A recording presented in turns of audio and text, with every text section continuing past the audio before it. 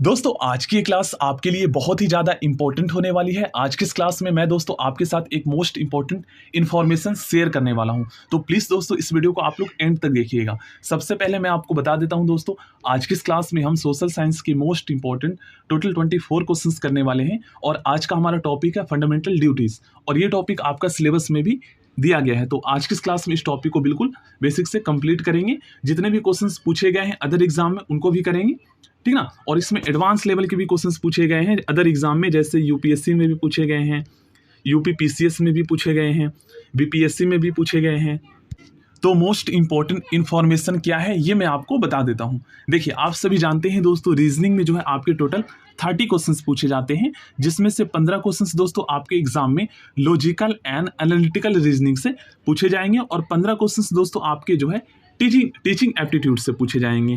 तो ऐसे में दोस्तों आप लोग तैयारी कैसे करें? देखिए लॉजिकल एंड एनालिटिकल रीजनिंग का जो सिलेबस है ना, ये बिहार डीएलएड एंट्रेंस एग्जाम का और दिल्ली डीएलएड एंट्रेंस एग्जाम का दोनों का सेम है। चाहे आप इंडिया में किसी भी एग्जाम में अगर दोस्तों लॉजिकल एंड एनालिटिकल रीजनिंग से एग्जाम में क्वेश्चंस पूछे जा रहे हैं ना, तो टॉपिक सेम ही रहते, सेम ही टॉपिक से क्वेश्चन पूछे जाते हैं। तो मैंने दोस्तों बिहार डीएलएड एंट्रेंस एग्जाम की जो मैंने तैयारी करवाया ना, उसमें दोस्तों मैंने लॉजिकल एंड एनालिटिकल रीजनिंग के क्वेश्चंस करवाए हैं, क्योंकि लॉजिकल एंड एनालिटिकल रीजनिंग से ही क्वेश्चंस पूछे जाते हैं बिहार डीएलएड में। तो ऐसा कीजिए ना आप लोग, मैं आपके लिए बता रहा हूं दोस्तों, आप लोगों के ऊपर ही डिपेंड करता है। अगर आप मेरी बात को मानते हैं तो इसमें आपका ही फायदा है, ठीक ना। मेरा काम था बताना, मैं आपको आज बता देता हूं। देखिए 15 क्वेश्चंस जो है ना आपके इनसे कंप्लीट हो जाएंगे अगर आप दोस्तों बिहार डीएलएड की क्लासेस देख लेते हैं रीजनिंग वाली, ठीक ना। और दोस्तों मैंने टीचिंग एप्टीट्यूड के आज ही जो है एक बुक लेकर आया हूं। उस बुक से दोस्तों मैं आपको जो है टीचिंग एप्टीट्यूड के क्वेश्चंस करवाऊंगा। उस बुक में दोस्तों बेसिक से एडवांस लेवल के क्वेश्चंस दिए गए हैं जो कि अदर एग्जाम में भी पूछे गए हैं, ठीक ना। तो अब आप लोगों को रीजनिंग की बिल्कुल भी टेंशन नहीं लेना है। तो आपको क्लासेस कैसे देखना है? सबसे पहले दोस्तों आपको चैनल के प्लेलिस्ट पे आना है, देन उसके बाद आप लोग जो है ना यहाँ पर देखेंगे बिहार डीएलएड रीजनिंग क्लासेस 2023, यहाँ पर आना है। यहाँ पर दोस्तों मैंने जो है लगभग 7 मोस्ट इंपॉर्टेंट टॉपिक्स के क्वेश्चंस करवाए हैं, मतलब 7 ऐसे टॉपिक्स कंप्लीट यहाँ पर करवाए हैं जिससे क्वेश्चंस एग्जाम में पूछे जाते हैं। तो आपके एग्जाम में 15 क्वेश्चंस पूछे जाएंगे, ठीक है। तो अगर एक एक टॉपिक से भी एक एक क्वेश्चंस पूछे जाते हैं तो 15 टॉपिक से आपके 15 क्वेश्चंस पूछे जाएंगे। तो 8 टॉपिक मैं और आपको कंप्लीट करवा दूंगा। तो अभी दोस्तों आप लोगों को इन सभी क्लासेस को देखना है।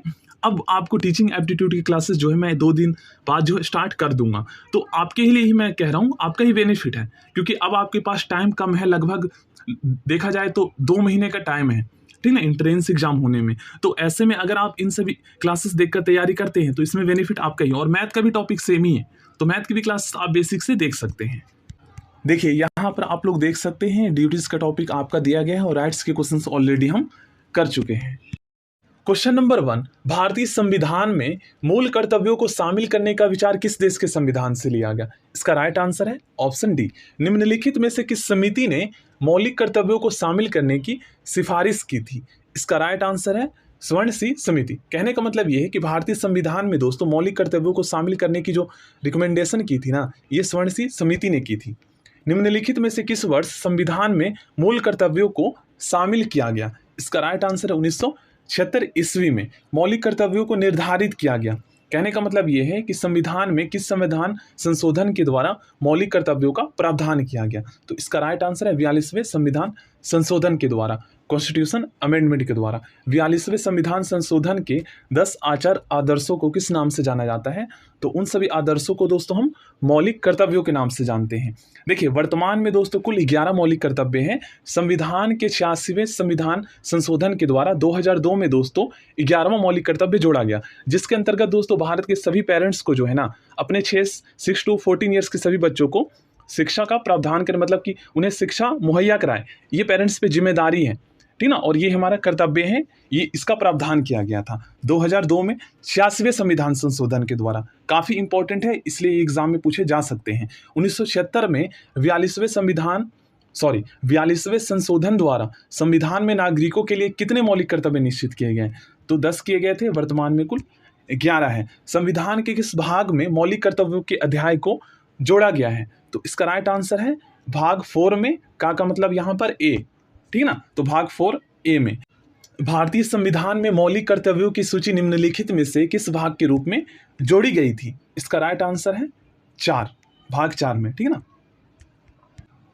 भारत के संविधान के किस आर्टिकल में मौलिक कर्तव्यों की चर्चा की गई है? इसका राइट आंसर है आर्टिकल 51A में।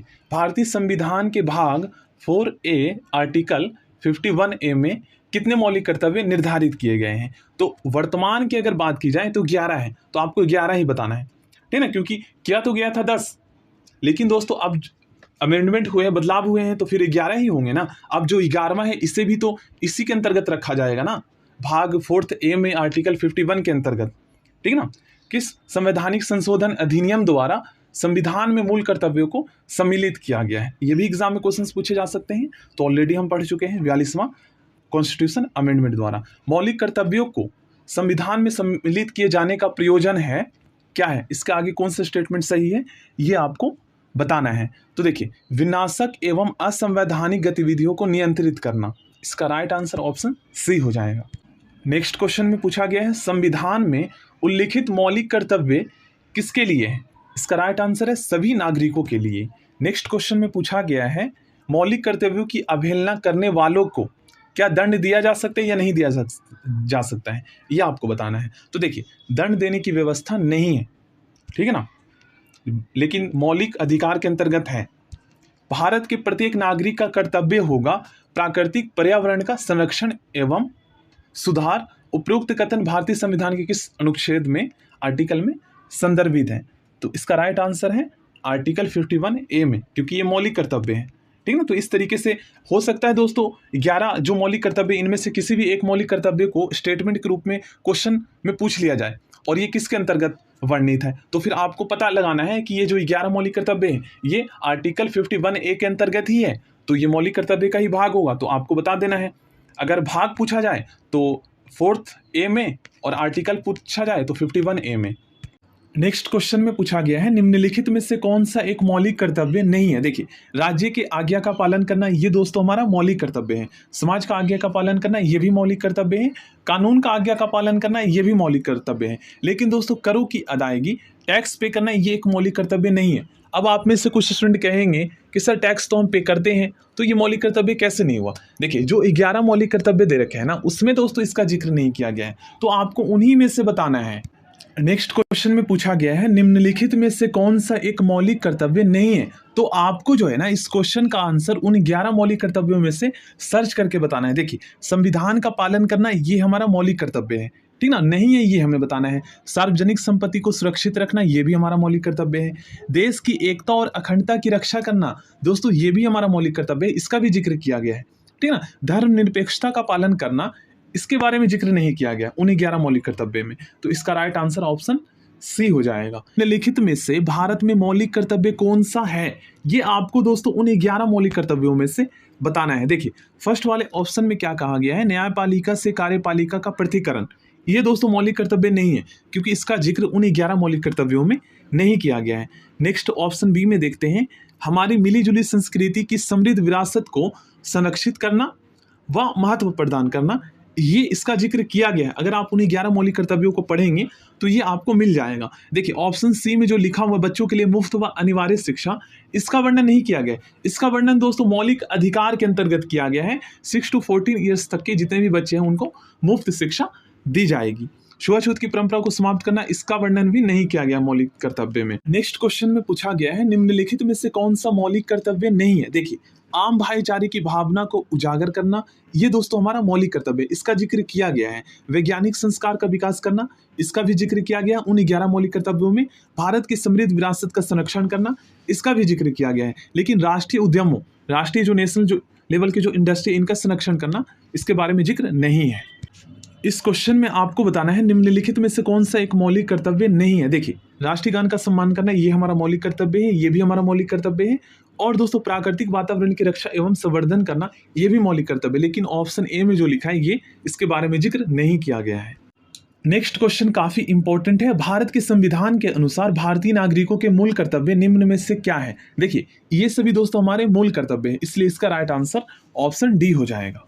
नेक्स्ट क्वेश्चन में पूछा गया है, भारत के संविधान में भारत के नागरिकों के मूल कर्तव्यों के रूप में निम्न में से किसकी गणना नहीं की गई, मतलब किसका जिक्र नहीं किया गया है उन 11 मौलिक कर्तव्यों में। तो इसका राइट आंसर है अंतर्राष्ट्रीय शांति और सुरक्षा को बढ़ावा देना। इसके बारे में कहीं पर भी जिक्र नहीं किया गया है।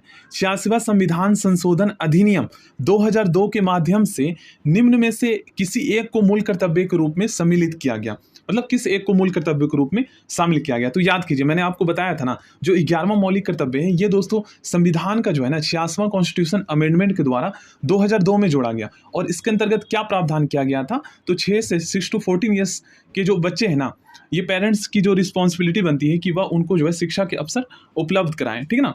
अब ये जरूरी नहीं है, मतलब उस पर कोई कार्रवाई नहीं की जाएगी अगर वो उनको प्रोवाइड नहीं कराएंगे तो, क्योंकि ये मौलिक कर्तव्य है। देखिए 11वां मौलिक कर्तव्य से दोस्तों 2-3 तरह से आपकी एग्जाम में क्वेश्चंस पूछे जा सकते हैं। देखिए पहला तरीका तो ये है कि 6 to 14 ईयर्स के जो बच्चे हैं इनको शिक्षा के अवसर प्रावधान करना, ये किस संविधान संशोधन के तहत मौलिक कर्तव्यों में शामिल किया गया, तो आपको बताना है 86वां संविधान संशोधन। अब पूछा जा सकता है कि कब किया गया, तो 2002 में, ठीक है ना। अब ये भी पूछा जा सकता है कि 86वां संविधान संशोधन के अंतर्गत क्या प्रावधान किया गया, तो इसका राइट आंसर ऑप्शन बी हो जाएगा। इस तरीके से आप लोगों को ध्यान में रखना है। नेक्स्ट क्वेश्चन काफी इंपॉर्टेंट है, आप लोग ध्यान से समझिएगा। भारत के संविधान के आर्टिकल 51A में निम्नलिखित में से क्या शामिल है। देखिए भारतीय संविधान के आर्टिकल 51A में दोस्तों हमारे मौलिक कर्तव्यों का वर्णन किया गया है। देखिए एग्जाम में 2 तरीके से क्वेश्चन पूछा जा सकता है कि जो हमारे फंडामेंटल ड्यूटीज है इसका वर्णन कौन से आर्टिकल में किया गया है। तो आर्टिकल पूछा जाए तो 51A में, और अगर भाग पूछा जाए तो आपको बताना है 4th A में, ठीक है। इन दोनों को आप लोग ध्यान में रखिएगा क्योंकि ये एग्जाम में भी पूछा गया। सो थैंक यू दोस्तों, आज की इस क्लास में हम यहीं तक क्वेश्चंस करते हैं क्योंकि इतने क्वेश्चंस ही दिए गए थे, ठीक ना। और बाकी क्वेश्चंस हम नेक्स्ट क्लास में करेंगे। सभी टॉपिक्स क्वेश्चंस जो है हम टॉपिक वाइज कंप्लीट करेंगे। तो प्लीज़ इस वीडियो के लिए आप लोग लाइक कर दीजिए।